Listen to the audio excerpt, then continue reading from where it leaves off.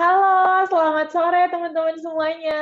Halo, halo, selamat sore. Selamat datang kembali teman-teman semuanya. Udah pada join lagi belum nih? Yuk coba tes sound dulu nih teman-teman. Yang udah join boleh tulis di kolom chat dulu sore gitu teman-teman. Biar saya tahu nih Mbak Rindi juga udah ready loh di sini. Biar tahu nih udah berapa banyak yang udah stay di dalam Zoom ini. Asik. Oke, baru 5 nih. Oke, tambah ya. Wih, Mbak Feby mantap. Semangat pagi terus nih pokoknya. Mantap, Mbak Yuliana. Oke. Oke, izin sholat asar baru azan. Oke, silahkan Pak Mujiono. Oke, selamat sore teman-teman semuanya. Gimana, udah fresh ya? Udah habis cuci muka? Udah habis nyemil-nyemil teman-teman semuanya? Pastinya semangatnya langsung kekumpul lagi dong. Masih semangat nggak nih teman-teman? Coba tulis dulu di kolom chatnya. Masih pada semangat nggak nih? Kalau masih tulis angka Kalau masih tulis angka 1. Kalau misalkan udah capek tulis angka 2. Coba banyak 1 atau 2. Udah lama saya nggak main ini Mbak Rindi. Pakai angka. Oh, Mbak Yuliana 2 udah capek. Aduh. Tim Aksoro mana nih? Ninu. Langsung. Dikirimkan. Oke, satu, asik. Yang lainnya masih semangat ya semuanya ya. Ini sambil menunggu teman-teman yang lainnya juga udah pada mulai join kembali. Oke, ini tadi ada pertanyaan dulu dari dari Pak Rahmat. Aku mau share link ke timku, boleh nggak Mbak? Kalau yang untuk hari ini lebih ke HR-nya Pak Rahmat. Jadi silakan kalau mau di-share linknya ke tim leader HR-nya. HR leader-nya. Nah, HR leader-nya silahkan. Bonus nih buat Pak Rahmat dan buat teman-teman yang ada di sini. Oke teman-teman, udah pada siap semuanya? Habis ini kita lanjut lagi di sesi kedua, kita lanjutin lagi tentang tes hiring ini. Silahkan teman-teman, yuk udah habis cuci muka, udah habis ngemil-ngemil, pastinya harus makin semangat. Coba tulis dulu di kolom chatnya, teman-teman udah pada siap belum buat kita langsung mulai? Kalau misalkan udah banyak yang bilang siap, ini udah ada 78, berarti ada 78 chat di kolom chat saya. Kalau udah 70 nanti saya langsung panggilin Mbak Rindi. Yuk, udah pada siap belum nih semuanya? Baru Mbak Rida doang nih yang siap.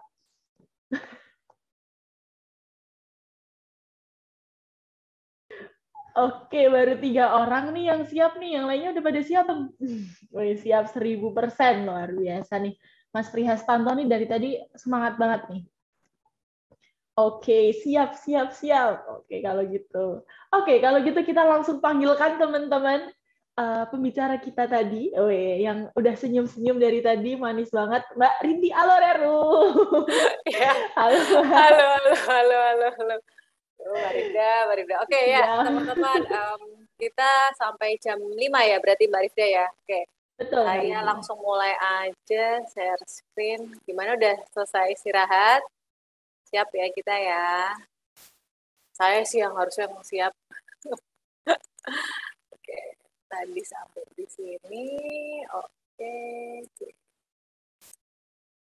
Ya, tadi kita bicara tentang LinkedIn ya, teman-teman ya. Jadi cukup beraneka ragam nih. Ternyata ada yang udah punya tapi belum tahu gimana ngonekin ke hiring. Terus ada yang belum sama sekali, it's okay. Habis ini harapannya bisa jadi insight, terus teman-teman bisa bikin dan cari orang yang teman-teman pingin apa ya, gabungin orang itu ke tim kita gitu ya. Jadi kita coba share tentang LinkedIn ya. Ini powerful, balik lagi ke saya kok diulang-ulang terus sih Mbak Ridi gitu ya, karena ini mempunyai impact yang cukup besar ya, khususnya kami di Inspira Group dengan menggunakan proses hiring via LinkedIn ini. Ya kalau bisa dibilang no budget ya no budget, dalam konteks kita tidak bayar tidak melakukan proses pembayaran iklan dan sebagainya ya, butuh paket data lah pasti gitu ya, tapi tidak sesuatu yang cost-nya yang besar gitu. Nah, oke. Terus kalau tadi ada yang bilang belum ya, mostly juga banyak yang bilang belum gitu. apa aja yang perlu disiapin gitu. Satu tentang account LinkedIn kita gitu, yang profesional gitu. Yang profesional yang kayak gimana sih Mbak gitu. Bukan berarti dia harus yang pakai jasi no gitu, tapi lebih kepada kita bisa menempatkan diri kita di sosial media yang tepat gitu. Kalau teman-teman misalnya mau pakai Instagram foto yang lagi di pantai, lagi di gunung, lagi healing gitu ya istilah zaman sekarang, it's okay gitu. Tapi kalau misalnya kita bicara tentang sosial media yang emang fokusnya untuk kolam-kolam profesional gitu ya, pekerja gitu ya, kita harus menempatkan diri kita di sosial media dengan cara ya paling nggak fotonya yang rapi gitu. Kita pernah ada sesi khusus sendiri di Aksoro gitu ya, dan di beberapa unit bisnis di Inspira, kita foto background-nya harus polos gitu, punya kesepakatan gitu. Jadi hal-hal itu yang kita create untuk kita merapikan dari sisi kita menjual tim kita dalam tanda kutip ya, membrandingkan tim kita gitu. Kemudian di LinkedIn kita juga bisa create tentang halaman gitu ya, tentang company kita gitu. Terus berikutnya teman-teman bisa bikin halaman karir gitu, website atau kalaupun oke Mbak Rindi ribet banget di website dulu Inspira pertama kali kita modelnya pakai PDF gitu, isinya tentang culture kita, tentang tim kita kayak gitu. It's okay, balik lagi kita start small yang dimana ketika start small ini mempunyai impact yang besar dan berkepanjangan gitu ya. Jadi hal ini yang yuk coba kita create, kita bangun gitu. Nah, ini contohnya tentang LinkedIn yang profesional gitu ya. Ini CEO kami, Mas Afrik gitu ya, background-nya polos gitu. Dan CEO kami harus main karena biasanya orang itu akan ngepoin. Kira-kira saya akan kerja sama siapa ya? Leader saya tuh kayak gimana ya gitu. Ini menjadi lahan buat orang-orang yang mau apply, mau ngelamar ke kita. Mereka cari tahu leader kita dan ngerasa cocok, mereka udah ada potensi lagi nih fit sama kita, ngerasa cocok nih, oh leadernya saya seneng nih, ini backgroundnya, dari pengalamannya, ini bikin saya bertumbuh nih bakalan kalau saya part dari tim mereka gitu. Ini salah satu hal yang penting menurut saya kenapa kita harus create sebagai CEO, selain tadi ya ngejadiin magnet buat para orang yang kepoin tentang company kita, dan yang berikutnya tentang networking. Ya, owner bisa networking dengan CEO-CEO yang lain gitu, atau dengan orang-orang di luar sana yang ingin belajar bareng gitu. Ini bisa banget dilakuin. Nah, sekarang caranya gimana nih kalau misalnya kita udah create nih Mbak gitu, LinkedIn gitu. Gimana sih caranya untuk kita melakukan personal approach tadi. Nah, saya coba simulasiin. Nanti teman-teman jangan khawatir, bentar ya, jangan khawatir untuk kalau ini tadi kelewat nih, gimana ya caranya gitu. It's okay. Jadi nanti akan ada filenya step by stepnya untuk melakukan approach ini. Nah, tapi untuk lebih enaknya saya coba langsung simulasiin ya teman-teman ya, perlahan-lahan. Contohnya seperti ini. Yap. Malah langsung kebayang ya Mbak Rindi kalau langsung Ya, simulasi. betul. Jadi, ya. Nah, ini misalnya nih teman-teman udah di homepage-nya LinkedIn ya, udah punya LinkedIn, terus mau approach. Misalnya contohnya saya mau cari anak HR nih. Tadi kan ada yang curhat mau cari HR, start dari mana gitu ya. Sekalian saya jawab dikit deh yang tadi screening pertanyaannya. Kalau misalnya ini para owner gitu ya belum punya HR gitu, carilah HR generalis gitu. Dia tidak tahu spesifik kulit dalam secara daging. Oh, dia bukan orang rekrutmen doang, dia bukan orang culture doang, dia bukan orang development doang gitu, tapi dia to Z-nya bisa gitu. Kalaupun ternyata misalnya Mbak Ridi kalau misalnya mau cari yang fresh graduate dulu gimana? It's okay, nggak apa-apa gitu untuk cobain dulu. Tapi kalau saya sih saranin kalau mau paling nggak minim, apalagi kalau sama sekali nggak ada HR ya, minimum 2 tahun gitu masih oke lah. Masih oke. Tapi kalau misalnya, oh harus fresh graduate banget nih gitu, ya nggak apa-apa. Tapi saran saya, background-nya psikologi. Karena buat saya, saya backgroundnya psikologi, kebetulan habis itu baru lanjutnya ambil bisnis ya, master bisnis. Uh, ketika misalnya saya punya tim dan backgroundnya psikologi, dan ini juga dialamin oleh CEO kami gitu ya, Mas Afrik, ketika misalnya ngerasa tim HR-nya psikologi itu sense-nya lebih dapat, karena ya 3,5 tahun gitu mereka belajar tentang manusia gitu, belajar tentang perilaku manusia gitu, jadi secara sense itu kebentuk gitu. Jadi kayak ketika kita masrahin ke HR kita kalau ada yang curhat atau ada yang bingung, ini timnya gimana ya, culture-nya lebih lebih diapain ya, people-nya lebih diapain, itu start banget lah ketika misalnya dia background-nya misalnya psikologi gitu. Kalaupun tidak, it's okay teman-teman, nggak apa-apa gitu. Kalau kepentok misalnya udah yang udah ada background-nya psikologi ya nggak apa-apa gitu. Kan kita punya banyak wadah untuk kita apa ya, belajar atau untuk cari tahu caranya ini gimana gitu. Nah, ini misalnya teman-teman kita balik lagi ke sini, gimana sih approach orang melalui LinkedIn? Ini ada laman saya nih, kebetulan saya pakai ini, kemudian misalnya tadi ya saya mau cari orang psikologi. Saya tulis, teman-teman tulis nih, clue. Ini kita main kata ya. Kalau mau cari accounting boleh, tulis aja accounting gitu. Tapi kalau ini konteksnya contohnya adalah kita cari orang mau cari HR. Saya pinginnya carinya backgroundnya psikologi gitu. Boleh gitu. Nah, di sini teman-teman itu sort, tulisnya people. Kalau misalnya baru pertama kali belum punya LinkedIn, ya ini kayak kalau misalnya teman-teman di Facebook gitu ya, dia banyak konekin ke orang lain dulu nih yang di luar sana gitu, buat jadi apa ya, connection sama kita gitu. Kemudian ini kan banyak ya filternya, teman-teman nggak usah pusing lah ini kok banyak banget yang mana gitu. Saya kasih topnya dulu nih yang harus difilter, people, jelas kita kan cari orang ya.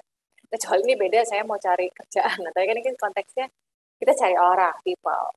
Nah, kemudian kalau saya kan base-nya secara company di Jogja nih teman-teman. Saya cari connection di Yogyakarta, jadi orang yang ke filter paling tidak uh, berapa persennya sendiri tuh pasti udah, oh ini orang di Jogja nih. Jadi kadang-kadang kan kalau saya misalnya lagi interview, oh saya nggak bisa karena nggak bisa move ke Jogja gitu. Nah, dengan begini saya bisa apa ya, menfilter orang-orang yang emang lagi stay di Jogja nih gitu.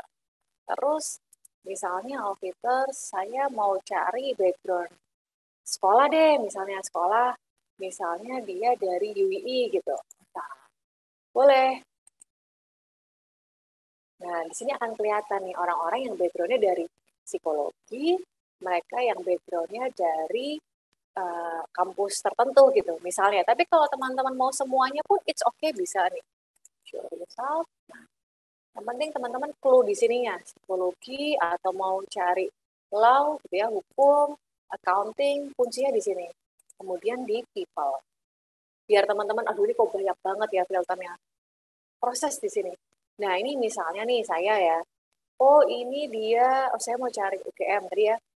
Karena saya udah lepas filter sekolahnya, jadi yang masuk ke sini banyak. Oh, ini saya mau approach ini Saya connect, kemudian add a note di sini. Nah, di sini saya juga kasih share ke teman-teman, misalnya namanya siapa. Saya tulis di sini gitu. Set. Gitu. Ini contoh ya, saya takutnya nanti ngasal kirim message ke orang, tapi intinya ketika misalnya teman-teman udah tertarik, saya lihat, oke, dibuka kan. Oh, dia backgroundnya psikologi, oh dia pernah ada nih internship, bagus nih, ini orang nih, wah ini siapa nih, yang mau ambil boleh, boleh dicatat namanya kalau yang lagi apa, lagi cari HR nih. Ini kalau saya pribadi cukup tertarik ngelihatnya karena apa?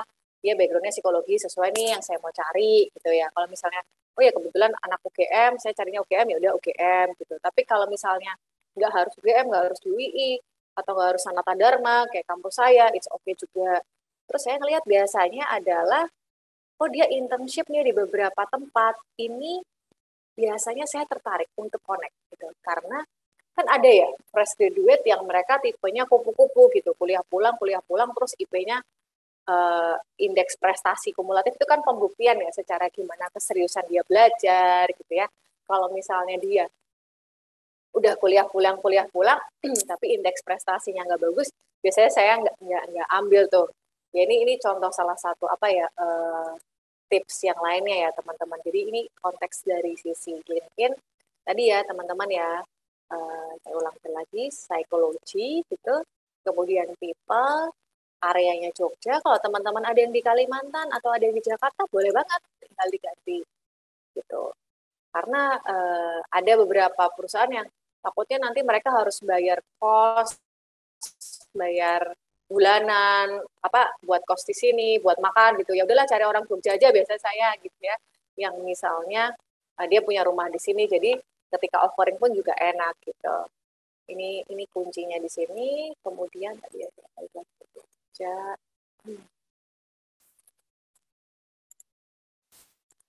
Oke, nah ini tadi yang tadi ya nih ya saya connect, udah selesai kirim, nanti tinggal tunggu balasan di mereka. Nanti masuknya ke sini ke kolom chat di sini teman-teman. Ini ya kayak saya contoh nih hello I'm Rindy bla bla bla, kemudian dia balas thanks for reaching out gitu ya. Nanti saya akan tanya thank you gitu udah ngerespon, boleh nggak minta nomor handphone, terus saya biasanya lanjut ke WA. Hal ini menurut saya sangat bisa, yuk teman-teman cobain habis ini mau approach posisi mana sih gitu, itu bisa banget dilakuin ya. Oke, saya kembali ke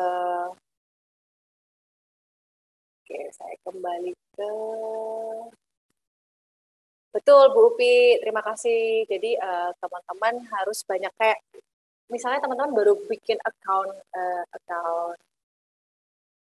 Facebook gitu, Facebook, Instagram gitu. Biasanya kan kita harus banyakin koneksi dulu gitu. Nanti bisa dibantu LO juga ya Mbak Rifda ya. Kalau misalnya ada yang kesulitan gitu, boleh banget. Nah,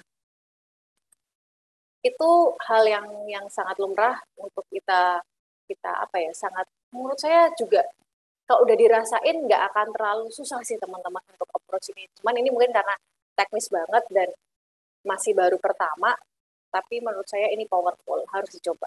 Kayak kita bisa milahin orang-orang yang kita pengen cari yang kayak gimana sih gitu. Itu bisa banget. Jadi kayak kita yang jemput bola kuncinya di sini. Gitu ya. Jadi ini terkait dengan LinkedIn, harapannya ini bisa menjadi salah satu media buat teman-teman di sini untuk cari orang. Gitu.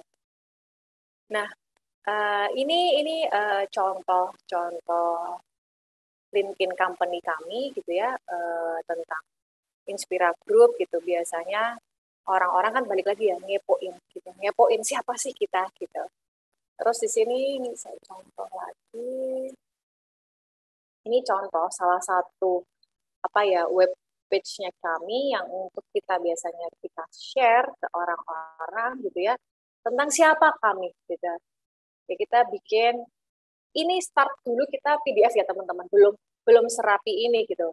About us, jadi kayak orang yang pengen kepo-kepo ada apa aja sih di Inspira gitu. Nah, ini orang akan culture kita gitu. Kita ada happiness, ada craziness, ada integrity, excellence gitu. Orang ngerasa kayak ini beneran ada nih perusahaan gitu.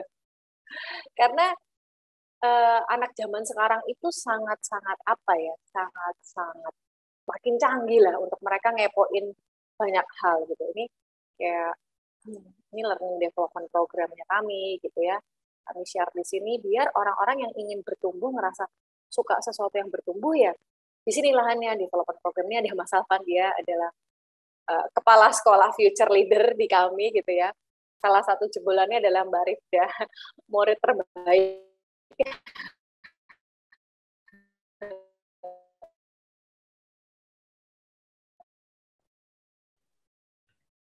Halo Mbak Rindi, kayaknya agak terputus ya?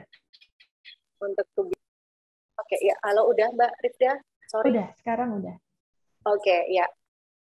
Oke, ini hal-hal yang kita bangun untuk menciptakan trust, teman-teman. Untuk menciptakan trust para kandidat untuk ngelirik kita, gitu. Ini kita bikin Insight Inspira di Instagram, isinya lebih kepada aktivitas-aktivitas yang sudah kita lakukan di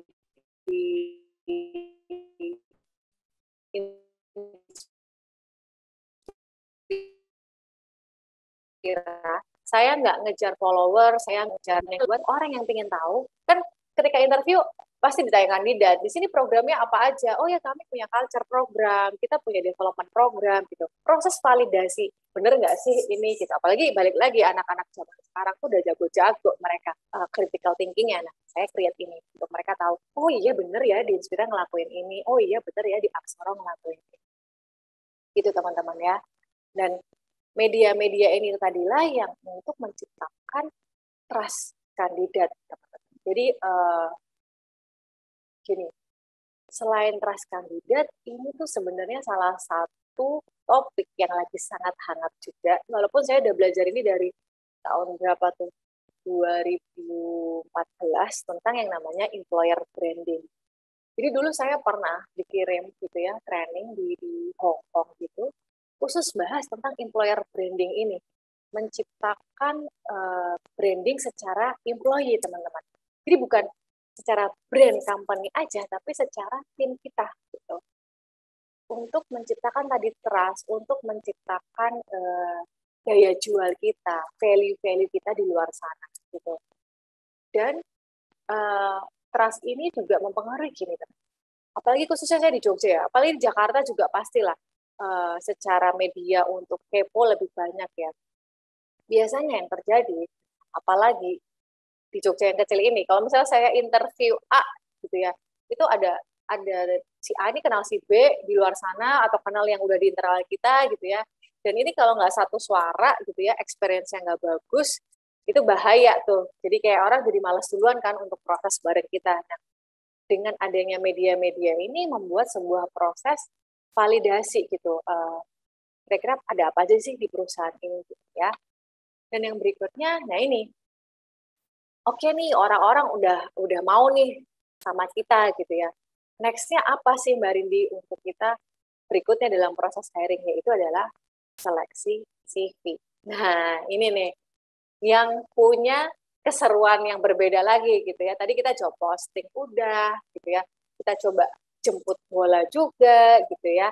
Terus orang-orang udah pada mau proses bareng kita, mereka kirim CV gitu. Biasanya yang dilihat seperti apa sih gitu ya. Yang tadi saya sudah sampaikan, kalau misalnya fresh graduate, saya senang tuh orang-orang fresh graduate tapi mereka punya aktivitas di luar kuliah mereka, di luar kegiatan belajar mengajar mereka gitu, karena itu bisa menciptakan mereka untuk secara problem solving, memecahkan masalah walaupun mungkin kegiatannya dalam bentuk organisasi, masih istilahnya BEM gitu ya, atau ikut event apa di kampus jadi panitia seksi dokumentasi, seksi transportasi, tapi di sini membentuk interpersonal skill mereka, membentuk critical thinking-nya mereka, membentuk bahkan kalau misalnya untuk dalam sisi leadership pun kalau itu bisa sangat terlihat juga. Ini orang ada bibit leadership nggak ya? Kepemimpinannya dapat nggak ya? Itu bisa terlihat ketika dalam organisasi juga gitu. Dia pernah menjabat sebagai apa nih dalam apa ya? Dalam organisasi. Oh, dia ketua BEM gitu. Oh, itu bagus lagi tuh, dia punya justifikasi, dia bisa ngelola tim di level mereka ya tentunya. Tinggal kita bisa groomnya enak tuh kalau udah punya bibitnya gitu ya, daripada yang kosong banget gitu, kayak mungkin nggak pernah ikut organisasi, nggak punya temen yang banyak gitu ya, nggak pernah apa ya, kerja dalam tim gitu. Itu akan susah kita untuk menilai ketika dalam proses interview.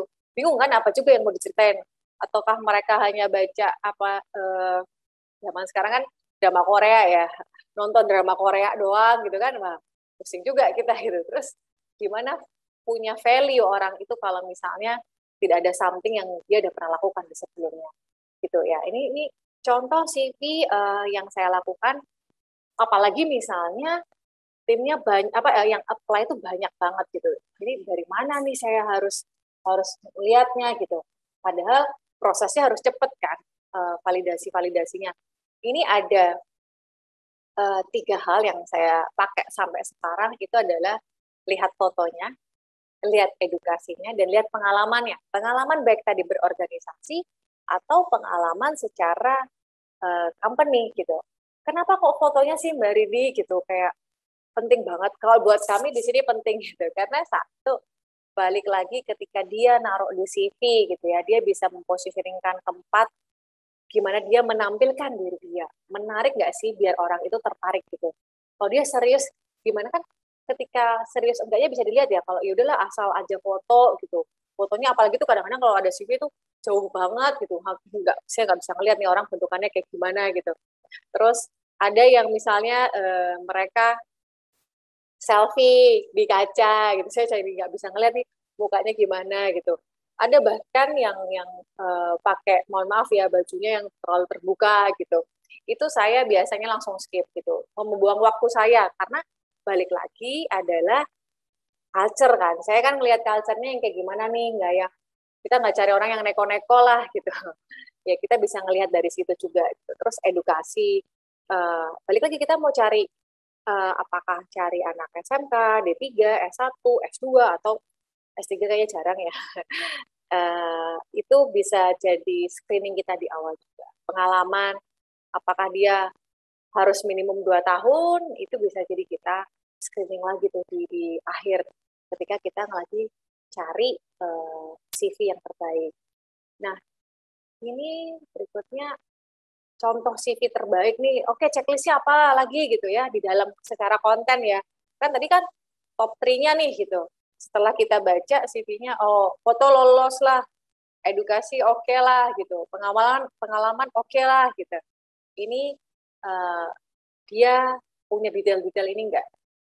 Dari pengalaman kerjanya dicek, posisinya apa, job desk-nya apa, durasi kerjanya tadi kalau nggak salah ada yang sharing gimana ya bisa apa ya, kita mendetek orang ini tuh bakal loyal nggak sih sama kita, bakal keluar masuk nggak sih sama kita gitu ya, bukan yang jadi istilahnya kutu loncat ya, kutu loncat. Nah itu biasanya saya ngelihat kalau misalnya nih dia gitu ya, setiap 6 bulan sekali, setahun sekali ganti ganti company, biasanya saya langsung skip gitu.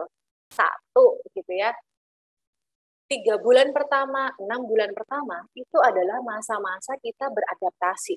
Orang yang baru join ya, beradaptasi sama organisasi kita. Gitu. Kalau dia tiba-tiba pergi, ya nggak semuanya ya teman-teman, tapi indikasi, kita bicara indikasi. Saya ngelihat polanya yang kalau saya temuin, satu, kita bisa ngelihat secara loyalitas juga. Dua, secara ketahanan kerja. Wah ini apalagi kalau 3 bulan, 6 bulan pertama itu kan masa-masa pembuktian ya, di challenge gitu ya. Lolos probation apa enggak nih gitu ya. Dan kalau dia tiba-tiba kabur, itu jadi bahan pertanyaan. Biasanya saya skip gitu. Saya paling enggak di atas 2 tahun teman-teman. Jadi biar ada indikasi dia stay sama kita enggak yang cuma 6 bulan atau 1 tahun gitu. Kemudian perusahaan. Apakah perusahaannya ini sesuai enggak dengan, ada beberapa perusahaan yang nyari orang model bisnisnya harus sama gitu. Buat saya sih nggak masalah, it's okay gitu. Misalnya dia berarti perusahaannya harus model bisnis yang sama gitu ya. Kemudian kalau secara skill dia ada nggak tambahan, dia misalnya kita nyari orang desain gitu ya, hasil desainnya kayak gimana nih gitu. Kalau video, hasil videonya gimana nih gitu. Mereka wajib menyertakan portofolio mereka gitu. Ini checklist ya, checklist tentang gimana kita mencari CV yang terbaik. Mungkin di awal-awal ketika aduh pusing banyak banget nih Mbak gitu, tapi kalau sudah terbiasa, sense-nya akan makin tahu nih. Apalagi kalau ditambah teman-teman tadi udah banyak yang punya culture gitu, semakin tahu orang yang kayak gimana sih yang kita mau cari gitu. Nah ini contoh CV anak fresh graduate yang bisa teman-teman lihat gitu ya. Nah, ini di sini ada edukasinya apa, dia dari ITB gitu ya. Kemudian dia ikutnya nih banyak nih ya, experience atau organisasi experience-nya dia punya banyak di sini, awards apalagi. Nah, ini seru nih kalau misalnya dia punya achievement terus kita bisa tangkap orang-orang yang kayak gini tuh enak banget gitu.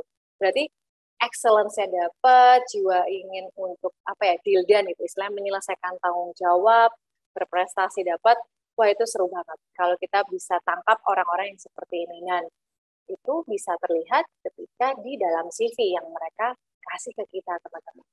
Seperti itu ya. Jadi ini screening CV yang menurut saya biar teman-teman tahu mana sih yang indikasinya kira-kira bakal cocok sama kita apa enggak gitu. Nah, dari teman-teman di sini gitu ya, boleh sambil sharing juga gitu. Ada nggak sih yang ngerasa ketika filtering CV aja bingung gitu? Yuk, boleh tulis di kolom chat biar nggak sepi nih gitu. Boleh tulis, ada nggak yang pernah?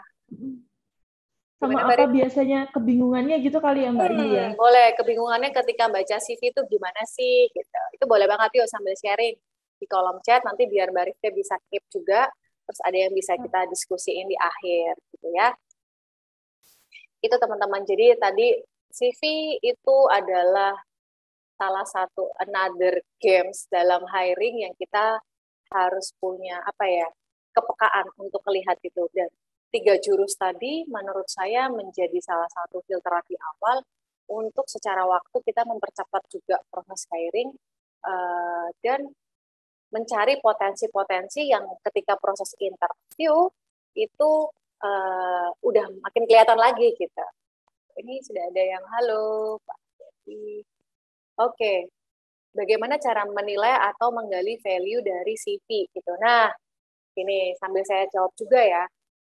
Satu, kalau saya experience di Inspira, kita itu tadi kita punya values namanya happiness, craziness, integrity, dan excellence. Nah, ketika saya punya, mungkin menurut saya ketika saya kemarin dapat beberapa cerita tentang values-values di setiap perusahaannya teman-teman, sebenarnya kita mirip-mirip aja ujungnya tentang loyalitas, happiness, excellence, dia bisa berprestasi, outstanding, jujur gitu ya, intinya mirip gitu.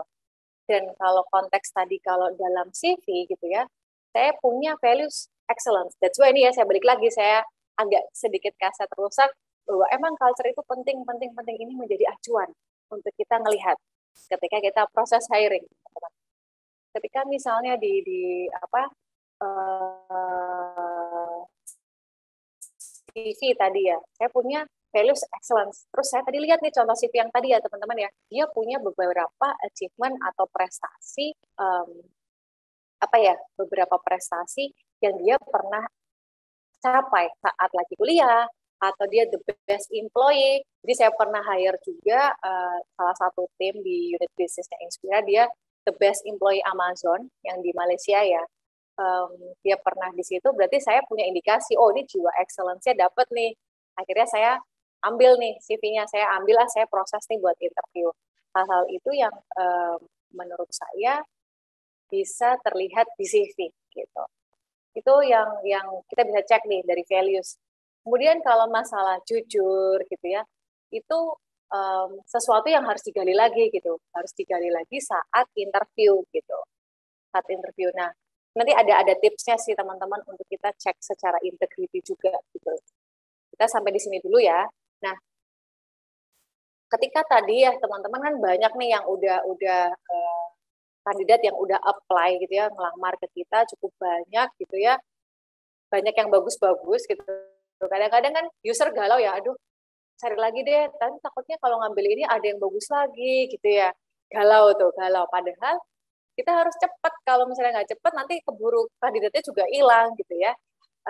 Selalu saya punya 2 hal prinsip dasar ketika lagi dalam rasa galau ini, antara kompetensi sama culture. Saya selalu utamain culture, karakternya masuk nggak gitu, karakter yang seperti apa, karakter yang masuk ke culture kita gitu, ke values kita gitu, ini cocok nggak nih kira-kira gitu. Kalau misalnya cocok, ya udah yuk ambil. Nah, biar kita kan kadang-kadang ya kalau misalnya kita lagi apalagi kalau bisnis lagi going-nya cepet banget gitu, butuh orang nih cepet gitu, saya andalin yang namanya talent pool form ini gitu. Jadi kayak semacam orang kandidat-kandidat yang udah proses bareng sama saya gitu ya, saya keep gitu, saya simpen, saya dokumentasikan gitu. Misalnya namanya siapa, job title, misalnya dia udah apa ya, udah ke proses tapi usernya udah dapat pilihan yang lain gitu. Hal-hal ini sebenarnya akan membantu kita ketika misalnya tiba-tiba ada yang resign terus kita butuh cepat orang apa ya penggantinya gitu. Yang mana nyari orang juga pasti ada prosesnya. Dan ketika misalnya kita punya talent pool ini, kita nyimpan talent-talentnya kita gitu ya yang udah proses bareng kita itu orangnya pas lagi baru bisa join 2 bulan lagi, baru bisa join berapa bulan lagi dan sebagainya gitu ya. Terus pas kebetulan kita lagi cari, oh orang itu kayaknya udah bisa nih gabung sama kita, nah kita tinggal kontak aja gitu. Itu sangat juga balik lagi mempercepat proses hiring kita, sehingga kita dari tim HR pun gitu ya bisa mengikuti perkembangan bisnis tadi gitu. Jadi jangan sampai nge-lag, oh nggak dapat orang nih, nggak dapat penggantinya dan sebagainya. Nah, ini yang kita bisa antisipasi juga teman-teman di sini. Dan kemudian um, kalaupun ternyata ada orang yang uh, udah apa ya namanya apply bareng kita, terus selain tadi ya baru bisa join 2 bulan atau masih ada yang salah posisi gitu. Ini orang bagus nih karakternya tapi nggak lagi sesuai dengan posisi yang kita cari gitu. It's okay, itu disimpan. Suatu saat ketika tadi ya ada boom tiba-tiba wah harus cepet cari orang gitu ya. Karena pengganti atau karena emang kebutuhan bisnis ya kita balik lagi ke database kita tadi.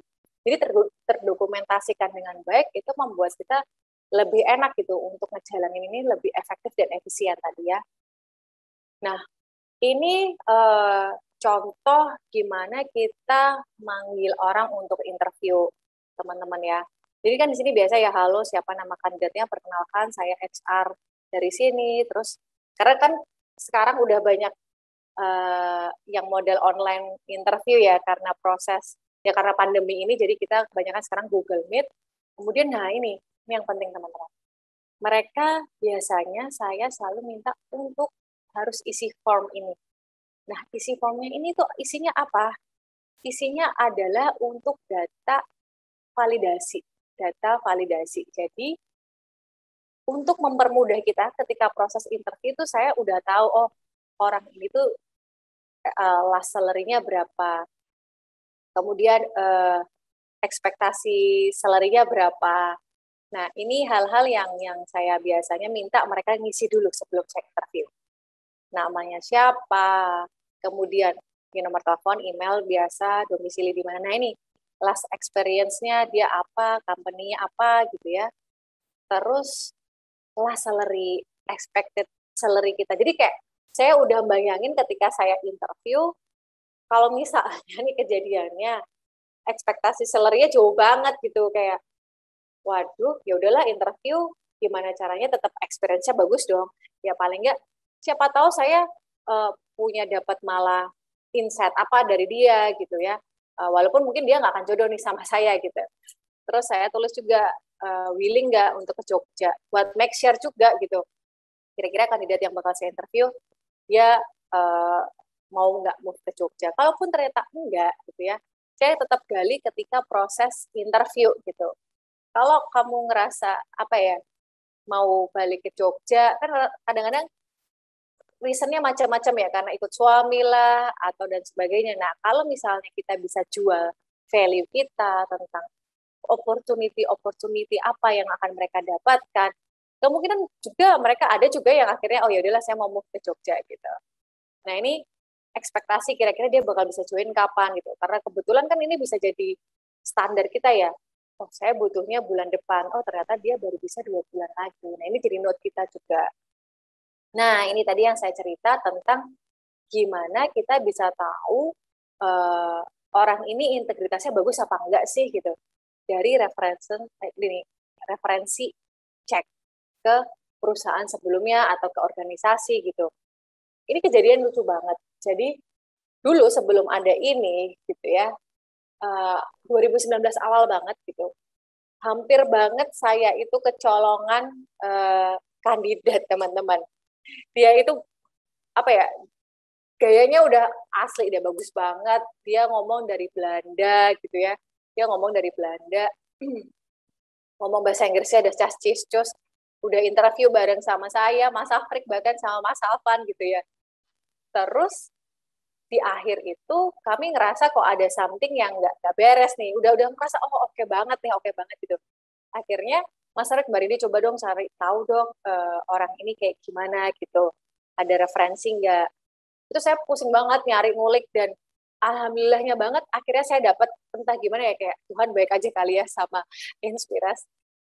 Dia itu temennya wah pokoknya panjang lah, teman saya di Jakarta gitu. Dan ternyata orang ini dia banyak utang di perusahaan sebelumnya. Jadi kayak dalam tanda kutip toksik lah gitu. Dan akhirnya kita nggak jadi proses lah orang itu tentunya ya.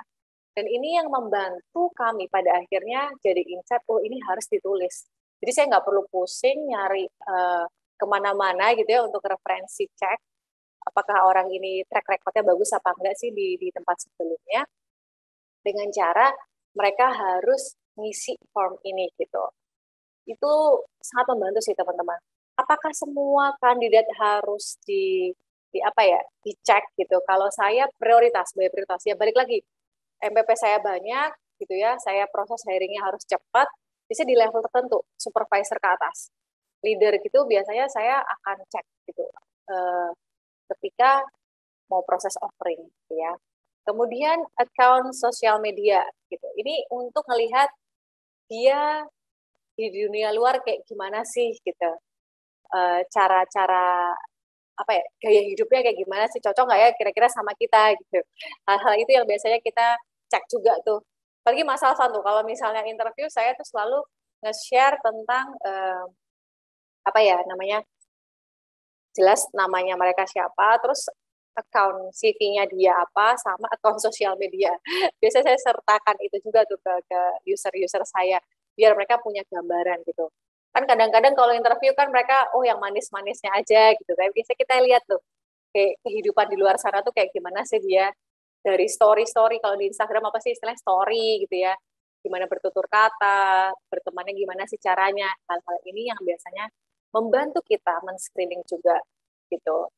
Jadi please kalau misalnya udah proses mau offering, mau interview, mereka harus ngisi form ini. Itu menjadi bahan dasar kita untuk kita gali dia saat proses interview. Nah, ini ke step selanjutnya yang jauh lebih dalam lagi gitu ya. Tadi kan banyak yang nanya gimana loyal, gimana dia berintegritas dan sebagainya, excellence, berprestasi nggak sesuai value apa enggak. Ya nanti proses interview inilah yang akan bisa makin dalam lagi. Jadi kayak istilahnya CV itu kita ngelihat lapisan satunya, nanti masuk lagi ke dalam lagi lapisan duanya ya di interview ini gitu. Dan mungkin karena ini waktunya kita udah hampir mau habis gitu ya, gimana kalau kita langsung ke Q&A dulu, jadi besok kita langsung bisa full di interview ya, jadi pecahannya teman-teman nggak kebingungan. Jadi intinya hari ini kita belajar tentang konsep atau proses hiring, apa aja yang harus disiapin gitu ya, dari MPP-nya, dari FPK-nya, dari ngejob posting gitu ya, terus screening CV-nya, terus sampai gimana caranya kita manggil orang gitu. Karena ujung dari semua ini teman-teman yang perlu kita sadari bahwa kita menciptakan yang namanya employee experience gitu, candidate experience.